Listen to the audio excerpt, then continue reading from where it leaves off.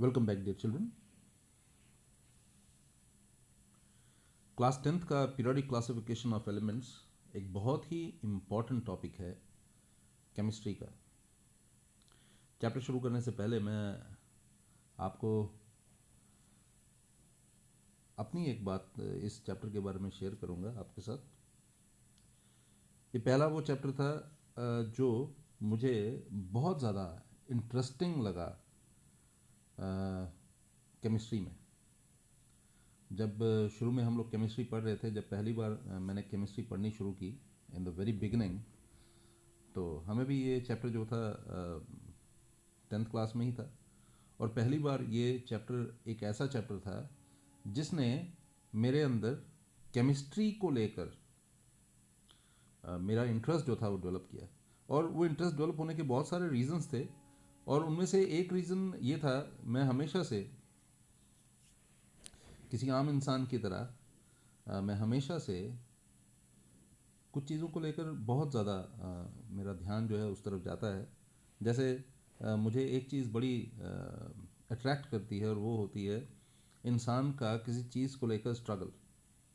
तो अगर आप पीरियोडिक क्लासिफिकेशन ऑफ एलिमेंट्स नाम का ये चैप्टर पढ़ेंगे केमिस्ट्री में, तो इससे रिलेटेड बहुत सारी इंस्पिरेशनल स्टोरीज जो हैं वो आपको पढ़ने को मिलेंगी। अब सिंस हमारे पास टाइम बहुत लिमिटेड है, तो मैं आपको वो स्टोरीज़ नहीं बताऊंगा, लेकिन मैं हमेशा ये चाहता हूँ कि आप उन चीज़ों से मोटिवेट ज़रूर हों, इंस्पायर ज़रूर हों। तो आपको मैं ये बता सकता हूँ कि आप गूगल में इन टॉपिक्स से रिलेटेड स्टोरीज़ ज़रूर सर्च कीजिए। बहुत सारी ऐसी चीज़ें हैं जो आपको इनमें सीखने को मिलेंगी।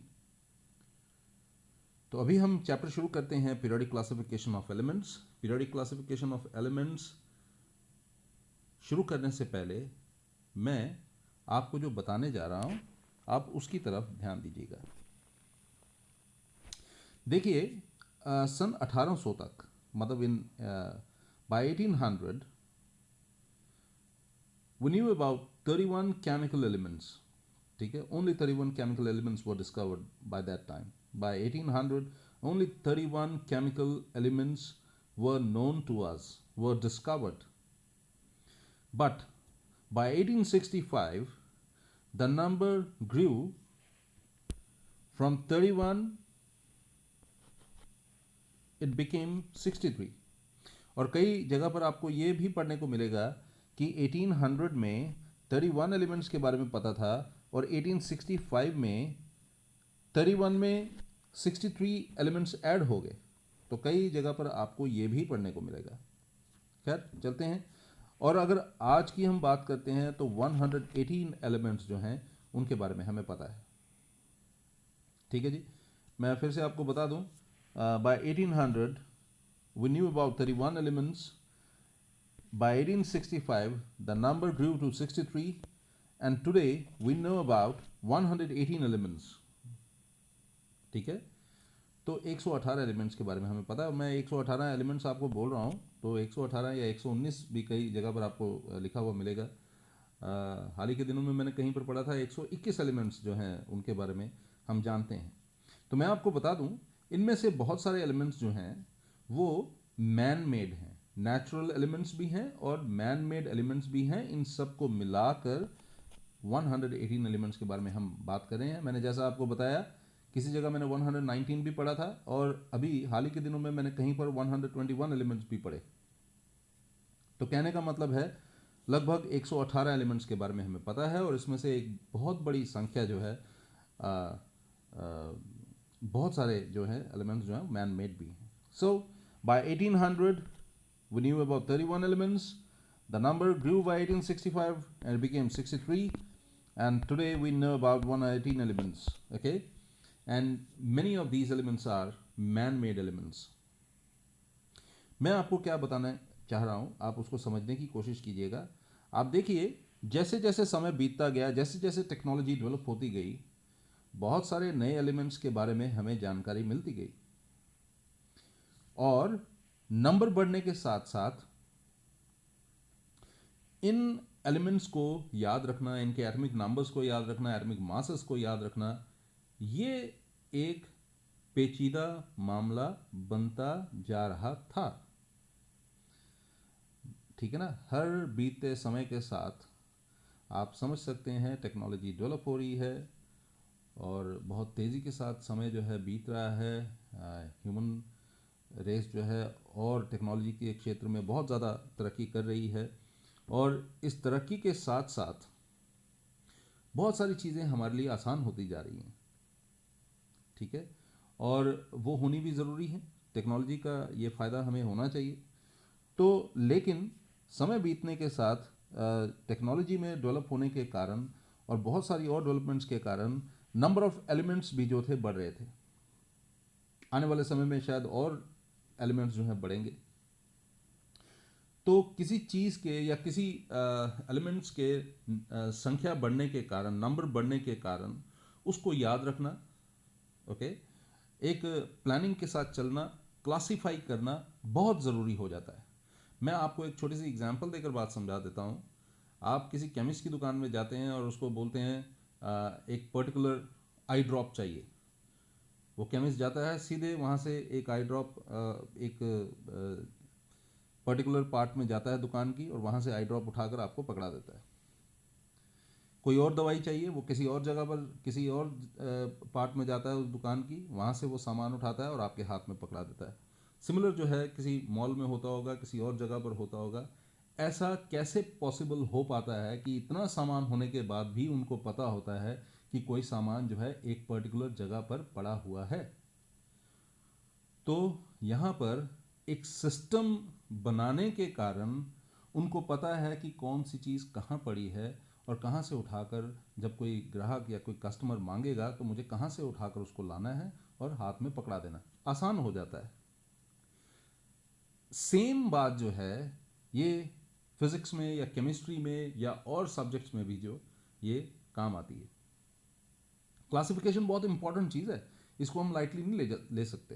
क्लासिफिकेशन बहुत ही इंपॉर्टेंट चीज़ है और पर्टिकुलरली जब हम केमिस्ट्री की बात करते हैं तो मैंने लेक्चर की बिगनिंग में ही अभी पढ़ाना शुरू नहीं किया था और आपको बता दिया, बहुत सारी स्टोरीज क्लासिफिकेशन ऑफ एलिमेंट्स के साथ जुड़ी हुई हैं जो अक्सर लोगों को प्रेरित करती हैं, इंस्पायर करती हैं। आप ज़रूर इनके बारे में पढ़िएगा। ठीक है, तो चलते हैं।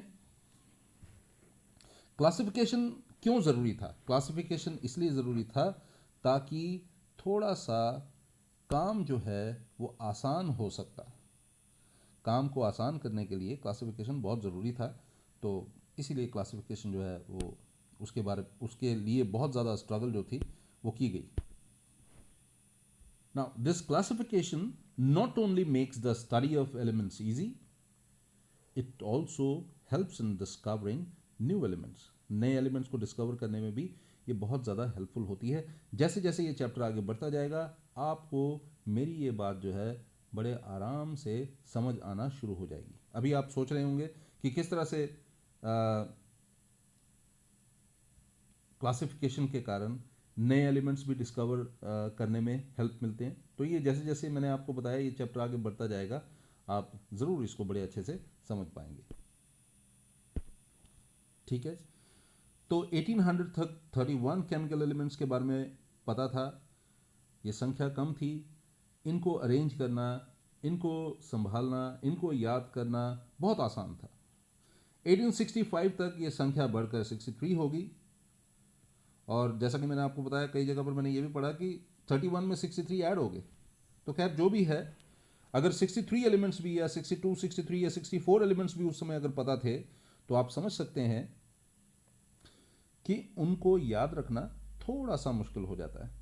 ठीक है, और आज की डेट में तो 118 एलिमेंट्स के बारे में हमें पता है और इनको याद रखना तो वैसे ही बहुत ज़्यादा मुश्किल हो जाता है। तो क्लासिफिकेशन बहुत ज़रूरी हो जाती है। All existing matter in our surroundings is made up of these basic units called elements, है ना। और इन एलिमेंट्स को याद रखना डेफिनेटली हमारे लिए बड़ा ज़रूरी है। तो क्लासिफिकेशन के लिए बहुत सारे प्रयास किए गए। तो ये दो महानुभाव जो हैं, जिनके जिनके चित्र आप सामने देख रहे हैं, you have picture of two great man. आप सामने देखिए, दो महापुरुषों की के चित्र हैं। एक है J.W. डॉबनर और दूसरे जो हैं, इनको न्यूलैंड्स के नाम से जाना जाता है, ठीक है, जॉन अलेक्जेंडर रेना न्यूलैंड्स। अपने समय के बहुत ही महान लोग थे। ये जर्मन साइंटिस्ट थे, J.W. डॉबनर, और जॉन अलेक्जेंडर रेना न्यूलैंड्स जो थे, ये ब्रिटिश केमिस्ट थे। इन्होंने उस समय बहुत प्रयास किए क्लासिफिकेशन में, और सफलता भी मिली, असफलता भी मिली। लेकिन सफलता असफलता जो भी है, वो अक्सर आने वाली जनरेशन्स के लिए एक सोर्स ऑफ इंस्पिरेशन बनती है, और पिछली जनरेशन ने जो गलती की होती है उससे सबक लेकर अगली जनरेशन जो है वो नए प्रयास करती है, और डेफिनेटली उनको सफलता मिलने के चांसेस भी जो हैं वो बढ़ जाते हैं। चलते हैं आगे। डॉबनर की कुछ अचीवमेंट्स थी जिनके बारे में बात करना बहुत ज़रूरी होता है। इन महापुरुष ने, he was the first to classify elements into groups based on John Dalton's assertions। तो ये जर्मन साइंटिस्ट, ये पहला आदमी था जिसने क्लासिफाई करने की कोशिश की एलिमेंट्स को ग्रुप्स में, ठीक है, और जॉन डाल्टन के रिसर्च से हेल्प ली, इंस्पिरेशन ली। And what he did, he grouped the elements with similar chemical properties into clusters of 3 called triads. The distinctive feature of a triad was the atomic mass of the middle element। देखिए, ये जो शुरू के जो scientist थे, ये जो शुरू के केमिस्ट थे जिन्होंने इन चीज़ों को स्टडी किया, उन्होंने अपनी स्टडी में एक चीज़ जो है उसको बहुत ज़्यादा इंपॉर्टेंस दी, और वो आप जानते हैं क्या है? वो है एटॉमिक मास। किसी भी एलिमेंट का एटॉमिक मास। ये एक सबक भी था और एक गलती भी थी। एटॉमिक मास के हिसाब से एडजस्ट करने की जो शुरुआती कोशिश थी वो अच्छी थी, लेकिन जैसे जैसे नए एलिमेंट्स डिस्कवर होते गए, ये प्रयास जो था ये बेकार होता गया। तो आप शुरू के जितने भी साइंटिस्ट के बारे में या केमिस्ट के बारे में पढ़ेंगे तो आप देखेंगे उन्होंने एटॉमिक मास के ऊपर ज़्यादा फोकस रखा अपना, और उनकी असफलता का ये एक मेन कारण रहा। तो डॉबनर भी जो थे वो भी उन्हीं में से एक थे। इन्होंने क्या किया, मैं आपको इन्होंने एलिमेंट्स को 3-3 के ग्रुप में बांटा। ओके, 3-3 के ग्रुप में। देखिए, मैं आपको एक एग्जांपल के साथ बता रहा हूं, आप देखिएगा, ध्यान दीजिएगा। जैसे ये 3 का ग्रुप है, आप देख रहे हैं, लिथियम, सोडियम, पोटेशियम, ये 3 का ग्रुप है, ठीक है। और इसी तरह से एक और ग्रुप देखिए, कैल्शियम, स्ट्रोंशियम, बेरियम। ओके, ये भी ग्रुप है। और ग्रुप देखिए, यहां पर एक और ग्रुप देखिए, ये ग्रुप है chlorine, bromine, iodine, sulphur, selenium, tellurium. Okay, ये भी एक ग्रुप है। और ये ग्रुप देखिए, आयरन, कोबाल्ट, निकल। तो ये 3-3 के ग्रुप उन्होंने बनाए। ये 3-3 के जो ग्रुप उन्होंने बनाए, इन 3 के ग्रुप्स को नाम दिया गया ट्राइड्स। ओके, क्या नाम दिया गया? It was named a tried. अब ये ट्राइड क्या है उसके बारे में आपको बताता हूं, ध्यान दीजिएगा। इस ट्राइड में 3 एलिमेंट्स को लिया गया। ओके, 3 एलिमेंट्स का ग्रुप बनाया गया। अब फिर से देखिए, डॉबनर ने जो लॉ दिया, it was known as Dobereiner's law of triads. 1817 में ये लॉ दिया गया, आप देख रहे होंगे। It was identified in the year 1817, and what he stated in his law of triads. The arithmetic mean of the atomic masses of the first and the third element in a triad would be approximately equal to the atomic mass of the second element in that triad. इसको समझने की कोशिश कीजिए इस example के साथ. Lithium आप देख रहे होंगे, लिथियम पहला एलिमेंट है इस ट्रायड में, पोटेशियम तीसरा एलिमेंट है इस ट्रायड में. अगर लिथियम के एटॉमिक मास और पोटेशियम के एटॉमिक मास का सम लिया जाए, मतलब 6.94, ओके, ये लिथियम का एटॉमिक मास है, और पोटेशियम का आप देख रहे होंगे 39.1, और इसको आप 2 से डिवाइड कर दें. ज़रा देखिए, ये पहले आ कह रहा है, it is 5, sorry, it is 4 0 46.04 है ना. ये कुछ इसी तरह का आया है, divided by 2 and it is 23.02, approximately it is 23. ज़रा देखिए सोडियम 22.99, अप्रॉक्सीमेटली इट इज़ 23. तो इस लॉ में क्या बताने की कोशिश की गई, इस लॉ में बताने की कोशिश की गई जो ये ट्रायड्स हैं, इसका पहला और तीसरा एलिमेंट आप लेते हैं, उनके एटॉमिक मासेस का अगर आप मीन देखते हैं तो वो बीच वाले एलिमेंट के एटॉमिक मास के बराबर होगा. यानी कि लिथियम के एटॉमिक मास और पोटेशियम के एटॉमिक मास का आपने अरिथमेटिक मीन निकाला तो आपका आंसर जो है वो सोडियम का एटॉमिक मास आएगा. सिमिलर केस जो है वो कैल्शियम का आप एटॉमिक मास निकालते हैं, बेरियम का एटॉमिक मास निकालते हैं, और उसका अगर आप अरिथमेटिक मीन लेते हैं तो स्ट्रोंशियम का एटॉमिक मास जो है वो आपको देखने को मिलेगा. ये लॉ था, this is known as Dobereiner's law of triads. अब ये बात जो थी ये सिर्फ एटॉमिक मासेस तक सीमित नहीं रखी गई, यहां पर एक और चीज बोली गई और उसको भी आप ध्यान से सुनिएगा. He also suggested that this law could be extended for other quantifiable properties of elements such as density. ये रूल जो है, ये लॉ जो है, ये डेंसिटी पर भी आप अप्लाई कर सकते हैं. ठीक है जी. तो अब देखिए, मैं आपको ये समझाने की कोशिश करता हूं कि डेंसिटी में किस तरह से आप इसको अप्लाई कर सकते हैं.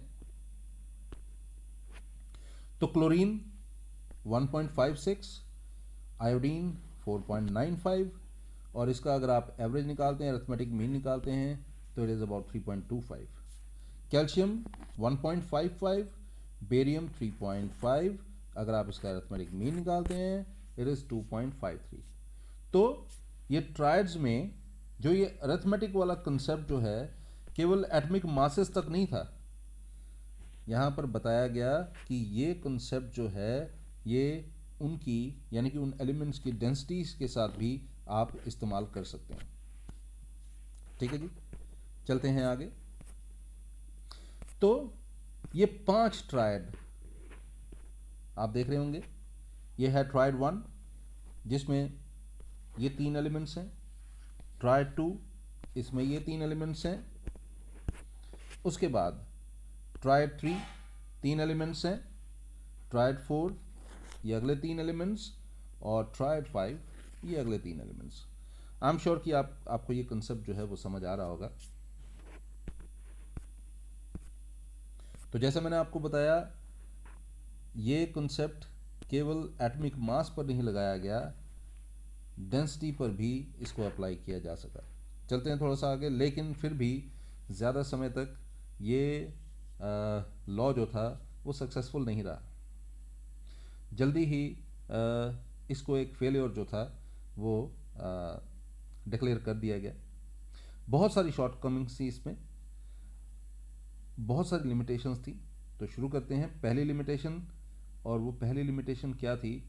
जैसे जैसे नए एलिमेंट्स डिस्कवर होते गए, वो नए एलिमेंट्स जो थे वो लॉ ऑफ ट्रायड को नहीं फॉलो कर पा रहे थे, मतलब उसके साथ लॉ ऑफ ट्रायड जो था वो नहीं लग पा रहा था। तो आप देखिए सबसे पहली जो शॉर्टकमिंग या लिमिटेशन क्या थी? नए एलिमेंट्स डिस्कवर हुए और नए एलिमेंट्स जो थे ट्रायड्स में फिट नहीं बैठ पा रहे थे। ठीक है जी। और जिसके कारण ये जो मॉडल था ये आउटडेटेड हो गया, ऑब्सोलीट हो गया। ठीक है। तो नए एलिमेंट्स की डिस्कवरी के साथ ही ट्रायड्स का ये कॉन्सेप्ट जो था ये खत्म हो गया, ये आउटडेटेड हो गया, और केवल 5 ही ट्रायड्स जो थे उनको आइडेंटिफाई किया जा सका। Even several known elements did not fit into any of the triads। ठीक है जी। तो ये अभी हम बात करें किसकी? शॉर्टकमिंग्स की बात करें, हम लिमिटेशंस की बात करें, तो नए एलिमेंट्स डिस्कवर होने के साथ ये मॉडल जो था ये आउटडेटेड हो गया, ऑब्सोलीट हो गया। और मैंने जैसा आपको बताया केवल 5 ही डॉबनेयर के ट्रायड्स जो थे वो आइडेंटिफाई किए जा सके। Even several known elements did not fit into any of the triads. आप देख सकते हैं, अगर अगर हम वैसे भी कह रहे हैं कि 5 ट्रायड्स बने तो इसका मतलब है 15 एलिमेंट्स को ही उसमें इंक्लूड किया जा सका। उस समय तक लगभग 30 एलिमेंट्स के बारे में जानकारी थी हमें, लेकिन उनमें से भी केवल 15 ही एलिमेंट्स को ट्रायड्स में शामिल किया जा सका। तो ये शॉर्टकमिंग थी। लेकिन आपको मैं फिर से बता दूं, हर फेलियर जो होता है वो आने वाली जनरेशन के लिए या आने वाले किसी नए रिसर्चर के लिए अक्सर प्रेरणा का स्रोत होता है, इंस्पिरेशन होती है, उससे बहुत कुछ सीखने को उनको मिलता है। तो at this time scientists had begun to find out the relative atomic masses of the elements. This great man, Dobner, discovered that the relative atomic mass of the middle element in each triad was close to the average of the relative atomic masses of the other two elements. अब देखिए ये एक important बात है।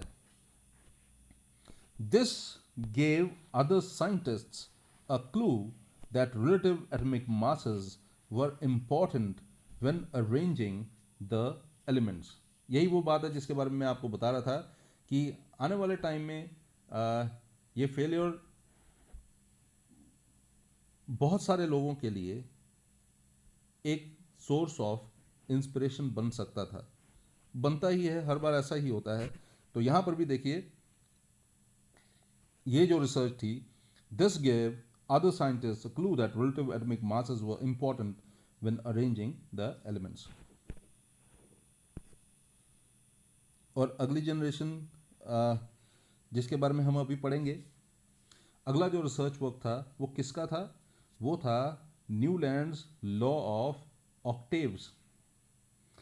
और इनके बारे में भी मैंने लेक्चर की बिगिनिंग में ही आपको बता दिया था। ये ब्रिटिश केमिस्ट थे जो बहुत सारे लोगों से प्रेरित थे, और उनमें से एक जो थे डॉबनर थे। ठीक है, उनसे भी ये प्रेरित थे, उनके रिसर्च वर्क से भी ये प्रेरित थे। लेकिन इनका लॉ ऑफ ऑक्टेव क्या था, पहले उसके लिए देख लेते हैं, बात कर लेते हैं। ये it was identified in the year 1864 और 1865। मैंने कुछ बुक्स में पढ़ा कि वो 1864 में आइडेंटिफाई किया गया इसको, और कुछ बुक्स में 1865 था। तो मैंने यहाँ पर दोनों ही आपके लिए मेंशन कर दिया। क्या था द लॉ ऑफ ऑक्टेव्स, उसके बारे में शुरू करने से पहले मैं आपको बता दूं, जब आप सरगम सुनते हैं, सरगम यानी कि सा, रे, गा, तो ये जो म्यूजिकल नोट होता है, इसमें पहला तो सा होता है ना, और लास्ट भी जो है वो सा होता है। तो कुछ ऐसा ही ये कॉन्सेप्ट था। इस कंसेप्ट में क्या बोला गया आप ध्यान से सुनिएगा. Every eighth element has similar properties when the elements are arranged in the increasing order of their atomic masses. Every eighth element has similar properties when the elements are arranged in the increasing order of their atomic masses. जरा देखिए, ये है Newlands law of octaves.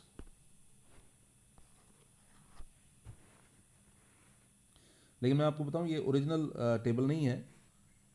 Newland ने जो table बनाया था उसमें सिर्फ 56 एलिमेंट्स थे, और न्यूलैंड का ये मानना था कि अबाउट 62 या 63 एलिमेंट्स होंगे, और उसके हिसाब से ही उसने जगह जो थी वो खाली छोड़ दी थी अपने टेबल में.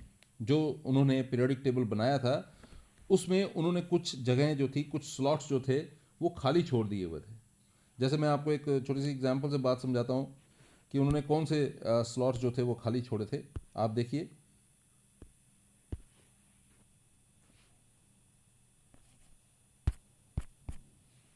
जैसे इसके बाद का स्लॉट जो था वो खाली था, और भी बहुत सारे इस तरह के स्लॉट्स जो हैं आपको, अगर आप ओरिजिनल ये टेबल देखेंगे न्यूलैंड्स ऑक्टेव्स का, तो उसमें आपको बहुत सारे स्लॉट्स जो हैं वो खाली दिखाई देंगे. आपकी बुक में भी ये टेबल जो है वो है, आप ज़रूर उसको देखिएगा. लेकिन ये जो है ये उनके बाद ये मॉडिफाई किया गया इस टेबल को, और ये टेबल कुछ इस तरह से दिखता है. तो अब देखिए, ये लॉ ऑफ ऑक्टेव क्या था. यहाँ पर जब आप लॉ ऑफ ऑक्टेव की बात करते हैं तो every eighth element okay, every eighth element has similar properties when the elements are arranged in the increasing order of their atomic masses. अब देखिए, मैं आपको एक एग्जांपल के साथ ये बात समझा रहा हूं. जैसे lithium, beryllium, boron, carbon, nitrogen, oxygen, fluorine and sodium. Table में ही आप देखिए इसको जरा. ये है लिथियम, यहां से शुरू हुआ है, ठीक है. तो अब देखिए ज़रा, अगर मैं यहां से शुरू करूंगा और यहां तक पहुंचूंगा, तो लिथियम और सोडियम, इन दोनों की प्रॉपर्टीज जो हैं अकॉर्डिंग टू दिस लॉ ये सेम होना चाहिए. ठीक है जी, देख लीजिए. Lithium, beryllium, boron, carbon, nitrogen, oxygen, fluorine and sodium. इसी तरह से आप किसी और को लीजिए. सपोज करिए आप अगर यहाँ से शुरू करते हैं तो इसका ये फर्स्ट होगा, ये second, third, fourth, fifth, sixth, seventh और एट्थ. तो ये फर्स्ट है और ये एट्थ है. इन दोनों की प्रॉपर्टीज जो है वो सेम होनी चाहिए. अगर सपोज करिए आप यहाँ से शुरू करते हैं, ये फर्स्ट है तो ये फर्स्ट है, ये second, third, fourth, fifth, sixth, seventh और एट्थ. ये फर्स्ट है और ये एट्थ है. इन दोनों की प्रॉपर्टीज जो हैं वो सेम होनी चाहिए. मैं रिपीट कर देता हूं आपके लिए, आप दोबारा से देख लीजिए. Every eighth element has similar properties when the elements are arranged in the increasing order of their atomic masses. ये जो अरेंजमेंट आप देख रहे हैं यहाँ पर इंक्रीजिंग एटमिक मासेस के हिसाब से इनको अरेंज किया गया. ठीक है जी. तो अगर लिथियम की बात करें तो लिथियम से आठवां एलिमेंट सोडियम है इस टेबल के मुताबिक, और लिथियम और सोडियम दोनों जो हैं उनकी प्रॉपर्टीज जो हैं वो सेम होनी चाहिए. And it has been found that the properties of sodium are a repetition of the properties of lithium. यानी कि शॉर्ट में अगर आप समझे तो बात यह है कि लिथियम और सोडियम दोनों जो हैं उनकी केमिकल प्रॉपर्टीज जो हैं वो सेम है. देखिए, ये टॉपिक्स ये समझने में बड़े आसान लगते हैं, लेकिन मैंने जैसा आपको पहले भी बताया, इन टॉपिक्स के पीछे बहुत ज़्यादा रिसर्च वर्क जो है वो छुपा होता है, बहुत ज़्यादा स्ट्रगल छुपी होती है, और ये स्ट्रगल और फिर स्ट्रगल के बाद फेलियर और फिर से स्ट्रगल और फिर शायद फेलियर, और ये लगातार चलता हुआ सिलसिला और फिर लास्ट में सक्सेस, ये अक्सर लोगों के लिए सोर्स ऑफ इंस्पिरेशन होता है। न्यूलैंड्स लॉ ऑफ ऑक्टेव्स भी कुछ ऐसा ही था। बहुत सारी स्ट्रगल के बाद भी ये बाद में इसको इसकी लिमिटेशंस के कारण बंद कर दिया गया। तो देखिए इसकी लिमिटेशंस क्या थी जिसके कारण इसको इग्नोर करा गया। It was found that law of octaves was applicable only up to calcium. Remember, ऐसा माना गया, ऐसा देखा गया कि कैल्शियम तक ही ये लॉ जो था ये चलता था, उसके बाद ये लॉ जो था ये एप्लीकेबल नहीं था। उसका रीज़न क्या था? ये देखा गया कि कैल्शियम के बाद हर एट्थ एलिमेंट जो था वो उसकी प्रॉपर्टीज़ जो थी वो मैच नहीं करती थी फर्स्ट एलिमेंट से। ओके, कैल्शियम के बाद after calcium every eighth element did not possess properties similar to that of the first. इसके अलावा एक और चीज़ मैं आपको बताता हूँ, ये बहुत बड़ी कमी रही है, लेकिन वो मैंने जैसा आपको पहले भी बताया, ये डॉबनर के साथ भी हुआ, ये न्यूलैंड के साथ भी हुआ। जज करना बड़ा मुश्किल था उस समय कि कितने एलिमेंट्स मैक्सिमम हो सकते हैं।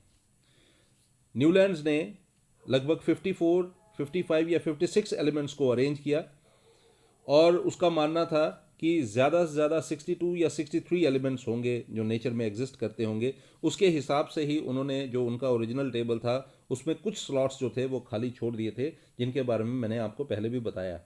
मैं फिर से आपके लिए एक बात रिपीट कर दूं, ये जो टेबल आप देख रहे हैं ये एक मॉडिफाइड वर्जन है न्यूलैंड के ऑक्टेव्स का। न्यूलैंड का जो वो क्लासिफिकेशन वाला टेबल था उसका ये मॉडिफाइड वर्जन है जो बाद में मॉडिफाई किया गया। खैर, न्यूलैंड का ये मानना था कि there could not be more than 62 और 63 elements. The maximum number of elements present in the atmosphere could not exceed 62 और 63 in number. But this is not true. हमें पता है कि आज हम 118 या 119 एलिमेंट्स के बारे में जानते हैं, and later on several new elements were discovered. Properties did not fit into the law of octaves. Law of octaves में ये प्रॉपर्टीज जो थी वो फिट ही नहीं बैठती थी। एक और कमी थी, और वो क्या थी उसको भी आप देखिएगा। Newland put two elements together in one slot. एक ही स्लॉट में उन्होंने कई जगह पर दो एलिमेंट्स को इकट्ठे रखा हुआ है। आप देखिए जरा। ओके, आपको यहां पर बहुत सारी जगहों पर दो एलिमेंट्स इकट्ठे दिखाई देंगे। उसमें मैं आपको बताऊं, जो न्यूलैंड का जो ओरिजिनल टेबल था उसमें ये कोबाल्ट और निकल जो थे वो इकट्ठे थे। ओके, इसके अलावा ये सब जो थे ये इकट्ठे थे। और ये मैं ओरिजिनल टेबल्स की बात कर रहा हूँ, लेकिन ये जैसा ये जो टेबल है जैसा आप देख रहे हैं ये एक मॉडिफाइड वर्जन है, और यहाँ पर भी आपको बहुत सारे दो एलिमेंट्स जो हैं वो इकट्ठे दिखाई दे रहे होंगे। तो देखिए ये this is one of the limitations. तो एग्जाम्पल के लिए मैंने आपके लिए यहाँ पर लिखा हुआ है, आप देख सकते हैं। Cobalt and nickel were put together in just one slot, that too in the column of elements like fluorine, chlorine and bromine. अगर आप फ्लोरीन, क्लोरीन और ब्रोमीन के बारे में अच्छे से जानते होंगे तो आपको पता होना चाहिए कि ये एलिमेंट कभी भी कोबाल्ट और निकल की तरह नहीं हो सकते। कोबाल्ट, निकल ये कंप्लीटली डिफरेंट प्रॉपर्टीज कैरी करते हैं फ्लोरीन, क्लोरीन और ब्रोमीन से। Okay, which were very different. Okay, बहुत ही डिफरेंट है ये। मैं आपको बता दूं, फ्लोरीन, क्लोरीन, ब्रोमीन जो है ये नॉन मेटल कंसीडर किए जाते हैं, ठीक है, और इसके अलावा इलेक्ट्रोनेगेटिव नेचर के हैं, जैसा कि कोबाल्ट, निकल के केस में नहीं है। लेकिन फिर भी इनको, कोबाल्ट और निकल को इकट्ठे रखा गया एक स्लॉट में, और वो भी किस कॉलम में, जिस कॉलम में फ्लोरीन, क्लोरीन और ब्रोमीन जो हैं वो मौजूद हैं। ठीक है, तो ये बहुत बड़ा फ्लॉ है इस लॉ ऑफ ऑक्टेव का। लेकिन सिर्फ फ्लॉ की बात नहीं करेंगे, अचीवमेंट्स भी हैं न्यूलैंड के लॉ ऑफ ऑक्टेव्स की। और सबसे बड़ी अचीवमेंट क्या है, Newlands law of octaves was among the very first attempts to detect a periodic pattern in the properties of elements। देखिए ये फिनोमेना है, इसको हम बोलते हैं पीरियोडिसिटी। ओके, इसके बारे में मुझे आगे भी आपसे बात करनी है। अभी हम जब आगे और एफर्ट्स के बारे में बात करेंगे और लोगों के एफर्ट्स के बारे में बात करेंगे, तो वहां पर ये टर्म पीरियोडिसिटी आपको सुनने को मिलेगा। पीरियोडिसिटी क्या कॉन्सेप्ट है, आप देखिए यहाँ पर हमने न्यूलैंड्स लॉ ऑफ ऑक्टेव में हमने बात की कि हर 8वां एलिमेंट जो है पहले एलिमेंट की तरह ही बिहेव कर रहा है ना। दिस इज पीरियोडिसिटी, इसको हम पीरियोडिसिटी कहते हैं या पीरियोडिक पैटर्न कहते हैं। तो न्यूलैंड लॉ ऑफ ऑक्टेव जो था, it was among the very first attempts to detect a periodic pattern in the properties of elements. इस तरह से अरेंज करना कि हर 8वां एलिमेंट जो है एक तरह से बिहेव कर रहा है, तो ये है पीरियोडिसिटी। और यही कंसेप्ट जो है पीरियोडिसिटी का आगे भी हमें अगले जो एफर्ट्स हम स्टडी करेंगे और लोगों के जो एफर्ट्स हम स्टडी करेंगे उसमें भी ये टर्म पीरियोडिसिटी जो है या पीरियोडिक पैटर्न जैसे वर्ड्स जो हैं ये आपको सुनने को मिलेंगे। खैर आगे चलते हैं। दूसरा achievement, Newland's law of octaves was also among the early attempts to classify elements on the basis of their atomic weights। Already मैं आपको इसके बारे में बता चुका हूं। It also classified elements with similar properties in the same group। ये बहुत बड़ी अचीवमेंट थी। It also classified elements with similar properties in the same group, which led to the development of better systems for classification of elements। तो ये बहुत बड़ी achievement रही। तो आपने देखा फेलियर तो ठीक है, लिमिटेशंस तो किसी चीज़ की हैं ही हैं, लेकिन आप उसकी अचीवमेंट्स को भी इग्नोर नहीं कर सकते। तो डॉबनर के केस में भी हमने उनके फेलियर के बारे में, शॉर्टकमिंग्स के बारे में, लिमिटेशंस के बारे में तो बात की, लेकिन उसके अलावा उनके अचीवमेंट्स के बारे में भी हमने बात की। ये जो दो टॉपिक्स आपने पढ़े, डॉबनर्स ट्रायड के बारे में और न्यूलैंड्स लॉ ऑफ ऑक्टेव्स के बारे में, ये जो हम अगले लेक्चर में जिन एफर्ट्स के बारे में बात करेंगे, उन एफर्ट्स के लिए इंस्पिरेशन जो है इन्हीं लोगों से ली गई। आई एम श्योर कि आपको ये लेक्चर जो है ये समझ आया होगा। बहुत ही इंपॉर्टेंट टॉपिक है periodic classification of elements. 10th class का ये लास्ट चैप्टर है और बहुत ही हम इसको इम्पॉर्टेंट कंसीडर करते हैं। मैंने जैसे कि लेक्चर के बिगनिंग में ही बताया, ये इम्पॉर्टेंट केमिस्ट्री के केस में तो है ही है, इसके अलावा बहुत सारी ऐसी चीज़ें इस चैप्टर से रिलेटेड हैं जो, जैसा कि मैंने आपको शुरू में बताया कि बहुत सारे एफर्ट्स जो हैं हमें इंस्पायर करते हैं, मोटिवेट करते हैं। ये बताते हैं कि हारने के बाद इंसान सीख कर जीत भी सकता है।